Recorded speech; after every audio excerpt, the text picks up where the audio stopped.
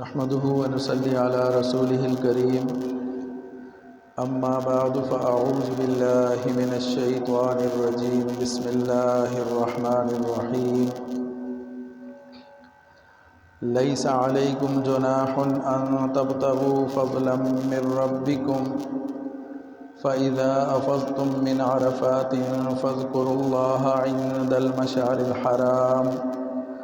واذكروه كما هداكم وإن كنتم من قبله لمن الضالين ثم أفيضوا من حيث أفاض الناس واستغفروا الله إن الله غفور رحيم سبحان ربك رب العزة عما يصفون وسلام على المرسلين والحمد لله رب العالمين۔ میرے انتہائی واجب الاحترام معزز سامعین کرام، آج کے دن اللہ رب العزت نے دو خصوصیات کو جمع فرما دیا۔ اگرچہ یہ سارے ہی دن فضیلت والے ہیں، عظمت والے ہیں، ذی الحجہ کا مہینہ ہے اور اس مہینے کا پہلا عشرہ ہے، اور اس عشرے کی بہت فضیلت وارد ہوئی ہے، اور ان ایام میں کچھ مخصوص احکامات اور فضیلتیں اللہ تعالیٰ نے ایسی عطا کی ہیں کہ جو سال بھر میں ہمیں ان سے استفادے کا موقع نہیں مل سکتا، وہ انہی دنوں کے ساتھ خاص ہیں۔ لیکن آج کے دن اللہ رب العزت نے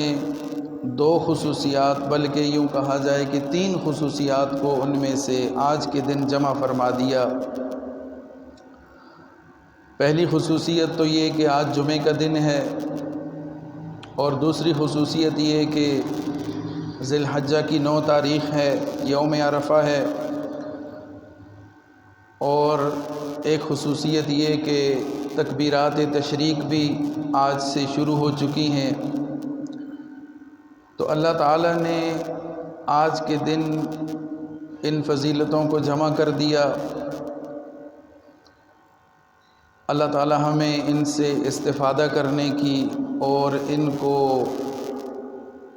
بھرپور طریقے سے گزارنے کی اور اس سے زیادہ نفع حاصل کرنے کی اللہ تعالیٰ ہمیں توفیق عطا فرمائے۔ جمعے کے دن کی اپنی فضیلت ہے، دنوں میں سب سے افضل دن جمعے کا دن قرار دیا گیا۔ ہفتے بھر میں جتنے دن، ان دنوں میں سب سے افضل جمعے کا دن قرار دیا گیا، تمام دنوں کا سردار۔ اور سال بھر کے ایام میں یوم عرفہ کو ایک بہت خصوصیت حاصل ہے۔ جس طرح لیلۃ القدر کی فضیلت ہے، جس طرح یوم النحر کی فضیلت ہے، اور جس طرح عید کے دن کی فضیلت ہے، اسی طرح یوم عرفہ کی بھی اللہ کے ہاں بہت فضیلت، اور اللہ تعالیٰ نے اس دن کو پسند فرمایا۔ اور پھر اس دن کے روزے کو اللہ تعالیٰ نے اتنی فضیلت عطا فرمائی کہ حضرت ابو قتادہ رضی اللہ تعالیٰ عنہ بیان فرماتے ہیں کہ حضور صلی اللہ علیہ وسلم نے ارشاد فرمایا، عرفہ کے دن کے روزے کے بارے میں اللہ تعالیٰ سے امید رکھتا ہوں کہ اس کے بعد والے سال اور پہلے والے سال کے گناہوں کا کفارہ ہو جائے۔ یعنی یہ اتنا فضیلت والا دن ہے کہ آج کے دن جو روزہ رکھے گا تو اس دن کی برکت سے اللہ رب العزت اس کے گزشتہ سال اور ایک سال آئندہ کے بھی گناہوں کی بخشش کا اس کو ذریعہ بنا دیں گے۔ اور حضرت انس بن مالک رضی اللہ تعالیٰ عنہ فرماتے ہیں کہ حضرات صحابہ کرام میں مشہور تھا کہ عشرہ ذی الحجہ کا ہر دن فضیلت میں 1000 دنوں کے برابر ہے، اور یوم عرفہ یعنی 9 ذی الحجہ کا دن 10,000 دنوں کے برابر ہے۔ اور پھر اسی طرح فرمایا کہ جس شخص نے عشرہ ذی الحجہ کے روزے رکھے تو اس کے لیے ہر دن کے روزے کے بدلے 1 سال کے روزوں کا اجر لکھا جائے گا، سوائے یوم عرفہ کے کہ جس دن کا روزہ اس کے لیے 2 سال کے روزوں کے برابر اجر لکھا جائے گا۔ یعنی ذی الحجہ کے پہلے عشرے میں 1 سے لے کر 8 تک اگر کسی نے نفلی روزے رکھے تو 1 دن کے بدلے 1 روزے کے بدلے اس کو ثواب دیا جائے گا، 1 سال کے روزوں کا ثواب دیا جائے گا۔ لیکن عرفہ کا روزہ، 9 ذی الحجہ کا روزہ اتنا فضیلت والا، اتنا اہمیت والا ہے کہ اس 1 دن کے روزے کا ثواب اللہ تعالیٰ نے 2 سال کے روزوں کے اجر کے برابر رکھا۔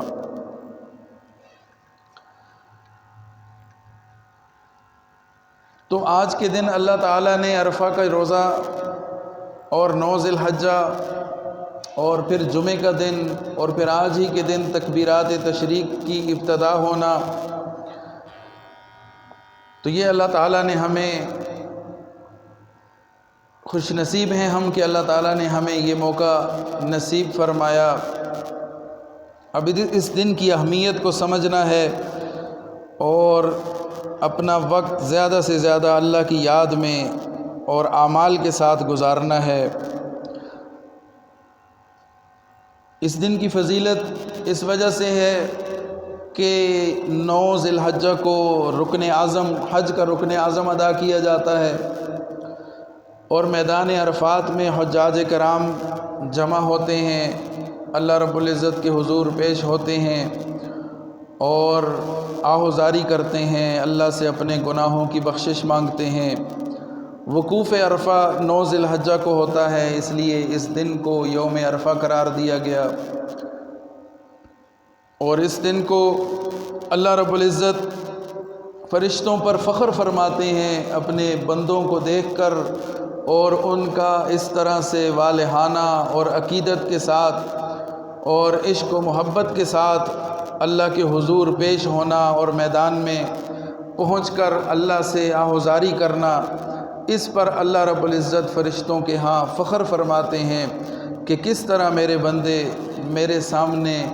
اور میری حمد و ثنا بیان کرتے ہیں اور مجھ سے معافی کے طلبگار ہیں۔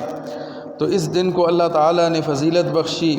اور حج کا اس کو رکن اعظم قرار دیا،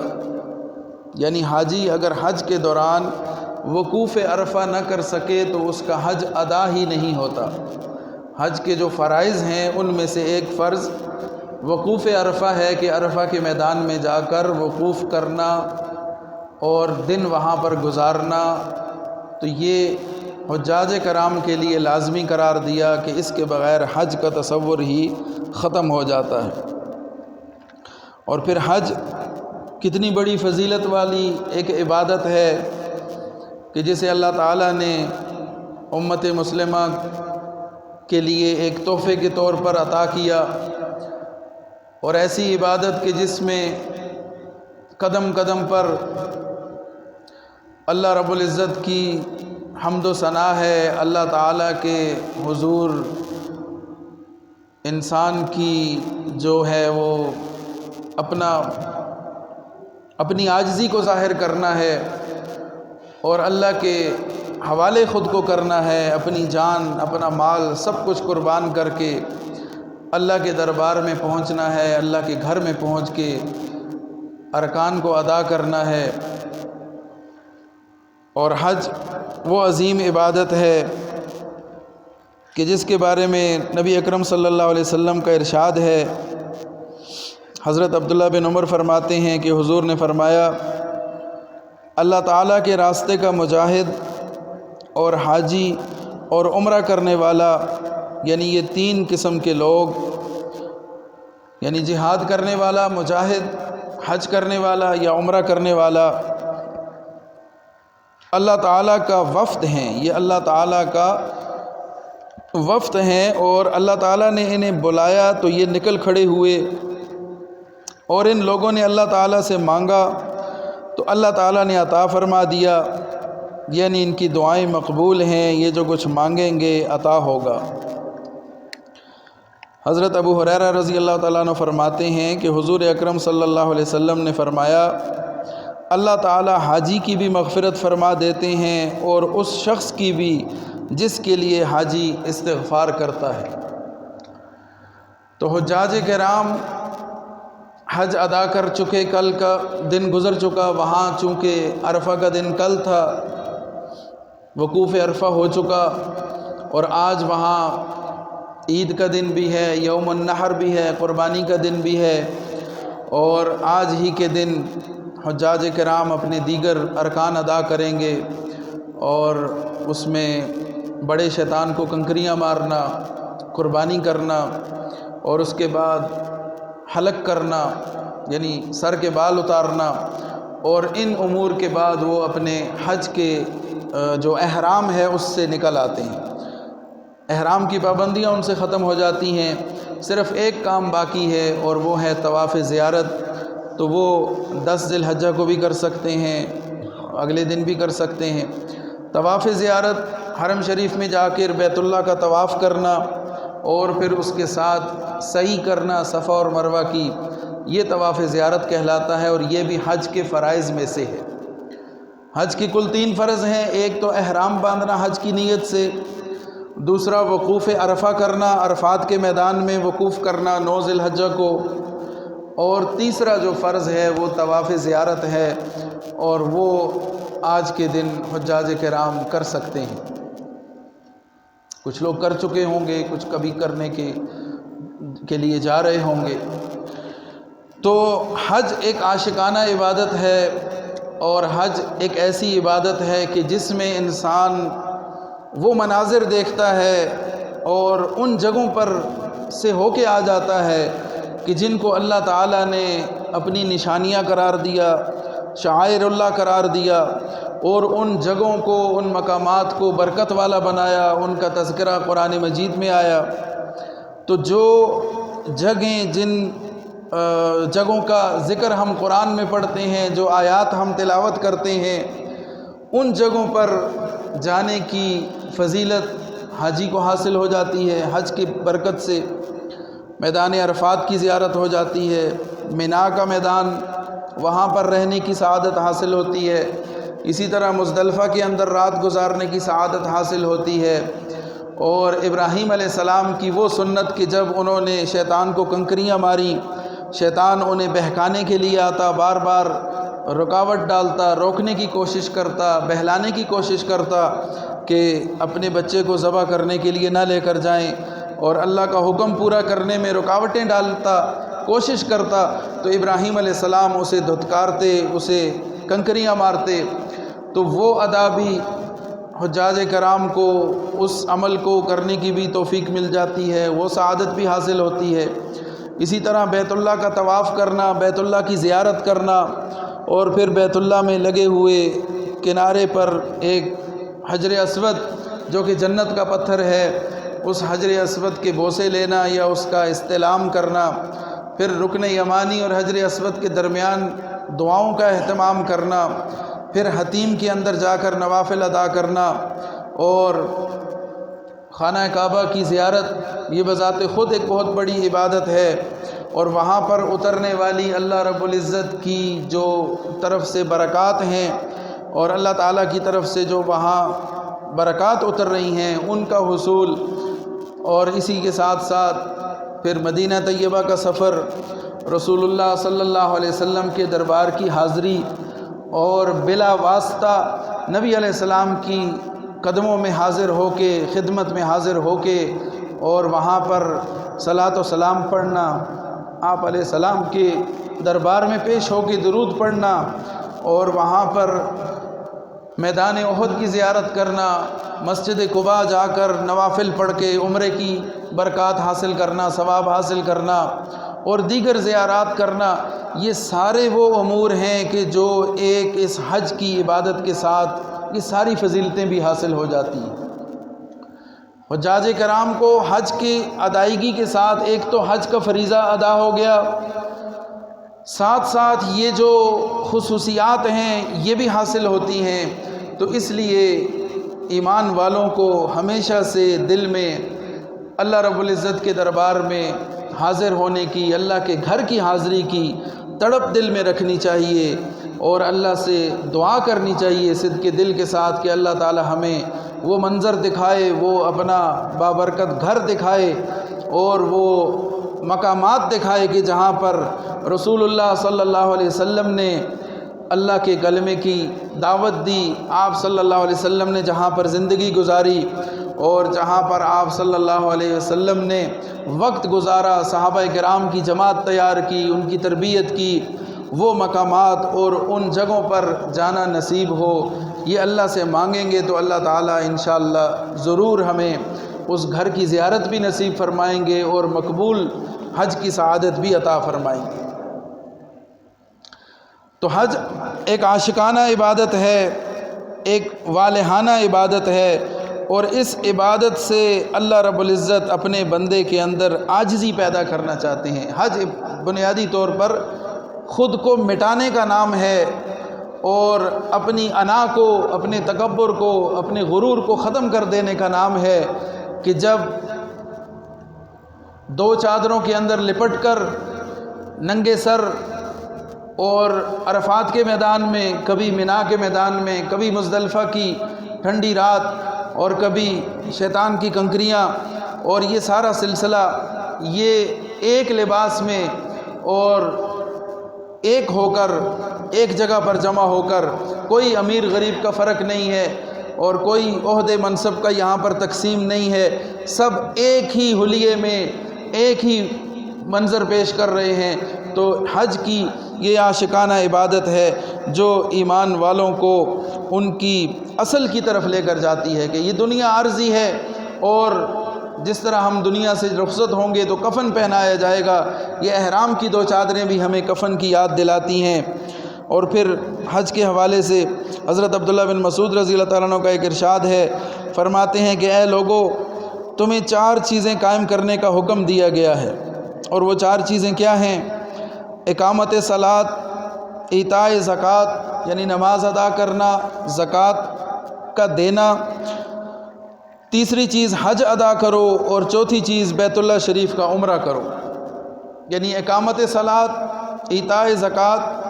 حج بیت اللہ اور عمرہ ادا کرنا۔ اور پھر فرمایا کہ یاد رکھو حج حج اکبر ہے اور عمرہ حج اصغر ہے۔ اور پھر اسی طرح حضرت عبداللہ بن مسعود رضی اللہ تعالیٰ عنہ سے روایت ہے کہ آپ صلی اللہ علیہ وسلم نے ارشاد فرمایا، رمضان میں عمرہ کرنا ثواب میں حج کے برابر ہوا کرتا ہے۔ حضرت عبداللہ بن عباس ہی فرماتے ہیں کہ حضرات انبیاء کرام علیہم السلام حرم شریف میں پیدل اور ننگے پاؤں داخل ہوا کرتے تھے، اور مناسک حج بھی ننگے پاؤں پیدل ادا فرمایا کرتے تھے۔ حج اگرچہ ایک مشکل عبادت ہے، ایک مجاہدے والی عبادت ہے، لیکن اس مجاہدے اور مشقت والی عبادت کے بعد اللہ تعالیٰ جو اجر عطا فرماتے ہیں اور جو روحانی اطمینان اور خوشی عطا فرماتے ہیں، اس کا دنیا کے اندر کوئی نعم البدل نہیں ہے۔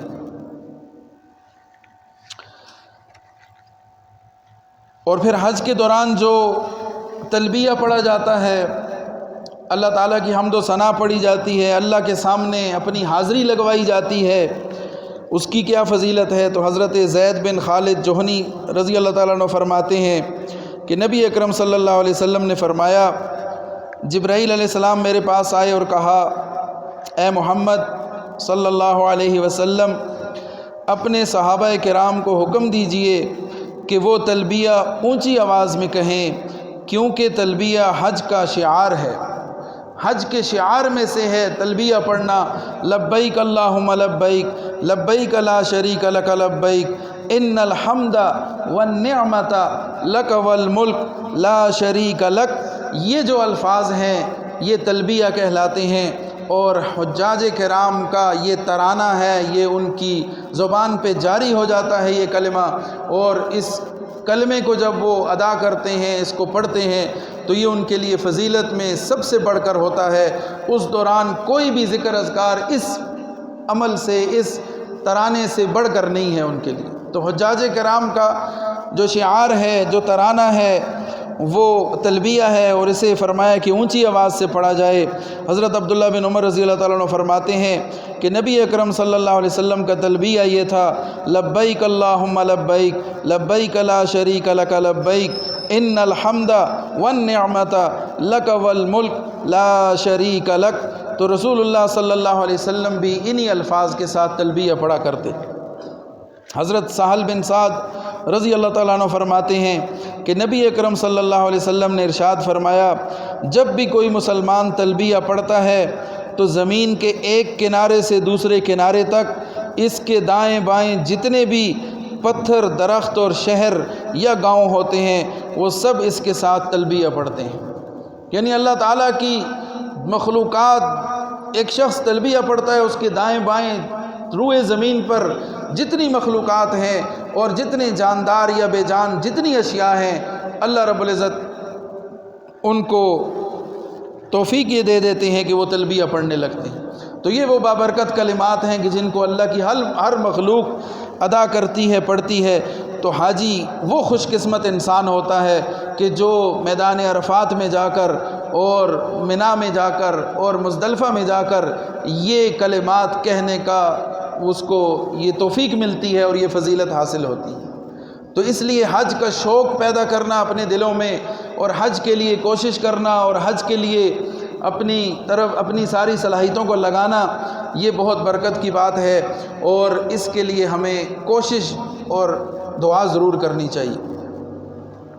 حج وہ عظیم عبادت ہے کہ جس کو اگر ہم اپنا سب کچھ فروخت کر دیں، لگا دیں اور اس کے بدلے ہمیں حج پر جانے کی سعادت حاصل ہو جائے تو یقین کریں کہ یہ گھاٹے کا سودا نہیں ہے۔ یہ اپنے پلاٹوں کو، زیورات کو اور بڑے بڑے بینک بیلنس کو ہم نے کیا کرنا ہے؟ یہ یہیں رہ جائے گا۔ جب دنیا سے جانے کا وقت آئے گا، ایک لمحہ لگے گا اور یہ سارا کچھ، یہ ساری دولت، یہ سارا مال اسباب، یہ سارے عہدے اور یہ سلطنت اور یہ سب کچھ یہیں رہ جائے گا۔ یہ دولت کے انبار، یہ ڈھیر یہیں رہ جائیں گے۔ اور اگر ان کو لگا کر، ان کو استعمال میں لا کر ہمیں اللہ کو راضی کرنے کا موقع مل جائے، اللہ تعالیٰ کی عبادت کرنے کا موقع مل جائے اور حج کی سعادت حاصل ہو جائے تو یقین کریں کہ یہ گھاٹے کا سودا نہیں ہے۔ حضرت عبداللہ بن عمر فرماتے ہیں کہ رسول اللہ صلی اللہ علیہ وسلم نے ارشاد فرمایا، جس شخص نے بیت اللہ کا طواف کیا اور اس کے بعد 2 رکعتیں ادا کی تو اس کا یہ عمل اجر و ثواب میں ایک غلام آزاد کرنے کے برابر ہوگا۔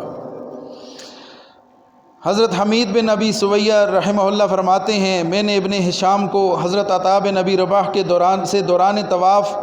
رکن یمانی کے بارے میں سوال کرتے ہوئے سنا کہ اس کی کیا فضیلت ہے۔ خانہ کعبہ کے چاروں کونوں کے نام ہیں، ایک رکن حجر ہے جہاں پر حجر اسود لگا ہے، اسی کے ساتھ جو دوسرا کونا ہے اسے رکن یمانی کہا جاتا ہے۔ یہ یمن کے علاقے کی طرف وہ کنارہ آتا ہے، اس لیے اس کو رکن یمانی کہا جاتا ہے۔ تو رکن یمانی اور حجر اسود کے درمیان جو راستہ ہے، جو جگہ ہے، وہاں سے طواف کے دوران گزرتے ہوئے دعاؤں کا اہتمام کرنا، تو اس کے بارے میں وہ کہہ رہے ہیں کہ میں نے پوچھا کہ رکن یمانی کے بارے میں سوال کیا کہ اس کی کیا فضیلت ہے، تو جواب دیا کہ مجھے حضرت ابو ہریرہ رضی اللہ تعالیٰ عنہ نے یہ حدیث بیان فرمائی کہ نبی اکرم صلی اللہ علیہ وسلم نے ارشاد فرمایا، رکن یمانی پر 70 فرشتے مقرر کیے گئے ہیں۔ جو شخص بھی رکن یمانی کے پاس یہ دعا پڑھے، اللہم انی اسألک العفو والعافیہ فی الدنیا والآخرہ، ربنا آتنا فی الدنیا حسنہ وفی الآخرۃ حسنہ وقنا عذاب النار، تو فرشتے کہتے ہیں آمین۔ اور پھر جب رکن حجر اسود پر پہنچے تو ابن ہشام نے پوچھا تو کہنے لگے کہ اے ابو محمد، رکن حجر اسود کے بارے میں آپ کے پاس کیا روایت ہے؟ تو فرمایا، ابو ہریرہ رضی اللہ تعالیٰ نے بیان فرمایا کہ رسول اللہ صلی اللہ علیہ وسلم کو یہ فرماتے ہوئے سنا، جس نے حجر اسود کا بوسہ لیا گویا اس نے رحمان جل شانہ کے ہاتھ کا بوسہ لیا۔ اور پھر فرمایا کہ طواف کی کیا فضیلت ہے؟ تو فرمایا کہ حضرت ابو ہریرہ نے مجھ سے یہ حدیث بیان فرمائی کہ حضور کو یہ فرماتے ہوئے سنا کہ جس نے بیت اللہ کے گرد طواف کے ساتھ چکر لگائے، ان میں سبحان اللہ والحمد للہ ولا الہ الا اللہ واللہ اکبر ولا حول ولا قوت الا باللہ کے سوا کوئی اور گفتگو نہیں کی تو اس کے گناہ مٹا دیے جاتے ہیں۔ اس کے لیے نیکیاں لکھی جاتی ہیں اور اس کے درجات بلند کیے جاتے ہیں۔ جس نے طواف کیا، طواف کی حالت میں بات چیت بھی کی، تو وہ صرف اپنے دونوں پاؤں کے ساتھ رحمت میں ایسے داخل ہو گیا جیسے کوئی پانی میں صرف اپنے پاؤں سے داخل ہو۔ یعنی طواف کی فضیلت ہے، اور جہاں جہاں سے وہ حاجی گزر رہا ہے وہ ان فضائل کو، ان برکات کو حاصل کر رہا ہے۔ تو یہ ساری برکات، یہ ساری فضیلتیں حج کے ساتھ ہیں۔ اللہ تعالی ہم سب کو حج کی مقبول سعادت اور حاضری نصیب فرمائے، اور جو ہمارے لوگ یہاں سے حج کے لیے جا چکے ہیں، اللہ تعالیٰ ان کے حج کو قبول و منظور فرمائے، اور ان کی دعاؤں میں اللہ تعالیٰ ہمارا بھی حصہ فرمائے، اور اللہ تعالیٰ ہمارے لیے بھی وہاں جانے کے لیے آسانیوں کا معاملہ فرمائے، اور اللہ تعالیٰ ہمیں مقبول حج کی سعادت نصیب فرمائے۔ اور اگر دیکھیں دنیا کے حالات، تو بعض جگہوں پر ایسے حالات پیدا کر دیے گئے کہ حج ناممکن بنا دیا گیا، مشکل بنا دیا گیا۔ خصوصاً فلسطین کے جو حالات ہیں، 2 سال گزر چکے، 600 سے زائد دن گزر چکے، اور 4 عیدیں گزر چکی، کل چوتھی عید وہاں گزرے گی۔ ان کی شہادتوں کی داستانیں رقم ہو رہی ہیں، وہاں پر وہ محصور ہیں، ان تک امداد نہیں پہنچ رہی، ان کا جینا مشکل کر دیا گیا، ان کی نسل کشی کی جا رہی ہے۔ اور دیگر دنیا میں اور بھی کئی جگہیں ہیں کہ جہاں پر لوگوں پر پابندیاں ہیں، اللہ کا نام لینے پر پابندی ہے، اور حج کے لیے وہاں سے دوسرا سال ہے کہ فلسطین سے غالباً کوئی بھی نہیں آ سکا ہوگا، حالات اس قسم کے ہیں۔ تو اللہ تعالیٰ مسلمانوں کے لیے راحت و آسانی کا معاملہ فرمائے، اور حج کے لیے آسانی کا معاملہ فرمائے۔ یہ بہت فضیلت والا عمل ہے۔ پھر دوسرا جو کل کا دن ہے، یوم النحر قرار دیا، اسے عید الاضحیٰ قرار دیا، اور قربانی کا دن قرار دیا۔ تو علماء میں اس بات پر اختلاف ہے، اور یہ اختلاف باعث رحمت ہوا کرتا ہے علماء کا اختلاف، کہ یوم النحر افضل ہے یا یوم عرفہ افضل ہے۔ بعض حضرات کے نزدیک یوم عرفہ سب سے افضل دن ہے، اور بعض کے نزدیک یوم النحر یعنی قربانی کا دن سب سے افضل ہے۔ بہرحال اللہ تعالیٰ نے ہمیں یوم عرفہ بھی عطا کیا، اور سعادت مند ہیں وہ لوگ کہ جنہوں نے آج کا روزہ رکھا، اور اس دن کے روزے کی فضیلت کو بھی حاصل کیا۔ اور کل کا دن جو ہوگا وہ عید کا دن بھی ہوگا، اور اسے یوم النحر اور قربانی کا دن بھی کہا جاتا ہے۔ اور عید کے دن کے حوالے سے فرمایا کہ اس دن سب سے افضل عمل ایمان والوں کا اللہ کے ہاں وہ ہے کہ وہ خون بہائیں، قربانی کریں، اور اللہ کے نام پر جانور ذبح کریں۔ یہ سب سے افضل عمل ہے۔ حضرت حسین بن علی رضی اللہ تعالیٰ عنہ فرماتے ہیں کہ حضور صلی اللہ علیہ وسلم نے ارشاد فرمایا، جس نے خوش دلی کے ساتھ اور اجر کی امید سے قربانی کی، تو یہ قربانی اس کے لیے جہنم سے حجاب یعنی آڑ اور بچنے کا ذریعہ بن جائے گی۔ حضرت علی رضی اللہ تعالیٰ عنہ سے روایت ہے، رسول اللہ صلی اللہ علیہ وسلم نے ارشاد فرمایا، اے فاطمہ اٹھو اور اپنی قربانی کے پاس ذبح کے وقت موجود رہو، بے شک اس کا پہلا قطرہ ٹپکتے ہی تمہارے لیے تمام گناہوں سے مغفرت لکھ دی جائے گی، اور یہ قربانی قیامت کے دن اپنے گوشت اور خون کے ساتھ 70 گنا بڑھا کر تمہارے میزان حسنات میں رکھ دی جائے گی۔ حضرت ابن عباس رضی اللہ تعالیٰ عنہ فرماتے ہیں کہ حضور نے فرمایا، جس چاندی کو خرچ کر کے عید کی قربانی کا جانور خریدا گیا ہو، وہ اللہ تعالیٰ کے نزدیک ہر خرچے سے زیادہ محبوب ہے۔ چونکہ اس وقت چاندی کے سکے چلتے تھے، اور کرنسی وہ سونے چاندی میں ہوا کرتی تھی، تو فرمایا کہ وہ چاندی جس کو خرچ کر کے، یعنی وہ روپیہ پیسہ، وہ مال جو خرچ کر کے قربانی کا جانور خریدا گیا، اللہ کے نزدیک وہ سب خرچوں سے زیادہ محبوب خرچہ ہے۔ کہ اللہ کے نام پر خرچ کیا، جانور لیا، پھر اس جانور کا خون بہایا، اللہ کے نام پر اللہ کا حکم پورا کیا، تو اللہ تعالیٰ اس عمل کو بہت ہی پسند فرماتے ہیں۔ حضرت ابو سعید رضی اللہ تعالیٰ عنہ بیان فرماتے ہیں کہ حضور نے فرمایا، اے فاطمہ اٹھو، اپنی بیٹی فاطمہ سے فرمایا کہ اٹھو اپنی قربانی کی طرف، اور ذبح کے وقت اس کے پاس موجود رہو، کیونکہ اس کے خون کے پہلے قطرے کے ساتھ ہی تمہارے پچھلے تمام گناہ بخش دیے جائیں گے۔ حضرت فاطمہ نے عرض کیا، یا رسول اللہ، یہ فضیلت خاص ہم اہل بیت کے لیے ہے یا ہمارے اور تمام دوسرے مسلمانوں کے لیے بھی ہے؟ تو آپ صلی اللہ علیہ وسلم نے ارشاد فرمایا، ہمارے لیے بھی ہے اور دوسرے تمام مسلمانوں کے لیے بھی۔ دوسری روایات میں بیان ہو چکا کہ خون کا قطرہ زمین پر بعد میں گرتا ہے، جبکہ اس سے پہلے اللہ تعالیٰ کے ہاں قبولیت کا مقام، قربانی اپنے قبولیت کا مقام پا لیتی ہے۔ تو اللہ تعالیٰ کے ہاں قبولیت کا ایک لازمی خاصہ ہے کہ انسان کی بخشش ہو جائے۔ اللہ تعالیٰ کی طرف سے بہت اعلیٰ بشارتیں ہیں، قربانی ذبح کرتے وقت اس کا دھیان اور خصوصی توجہ رکھنی چاہیے۔ تو قربانی کا عمل ایک بہت فضیلت والا عمل ہے اور بہت بابرکت عمل ہے۔ اس وقت اللہ تعالیٰ کی خصوصی توجہ، خصوصی رحمت متوجہ ہوتی ہے، تو اس وقت کو ضائع نہیں کرنا چاہیے اور اس وقت کو کھیل تماشے میں نہیں اڑا دینا چاہیے۔ آج چونکہ ایک بے راروی کا دور ہے، تو ایسے موقعوں پر بھی ایک شغل اور میلہ بنا لیا جاتا ہے، اور اس وقت ویڈیو بنانا اور کھیل تماشا کرنا اور ہنسی مذاق کرنا یہ مناسب نہیں ہے اور گناہ کا باعث ہے۔ ایسے موقع پر خصوصی طور پر اللہ کی طرف توجہ اور دھیان ہو، اور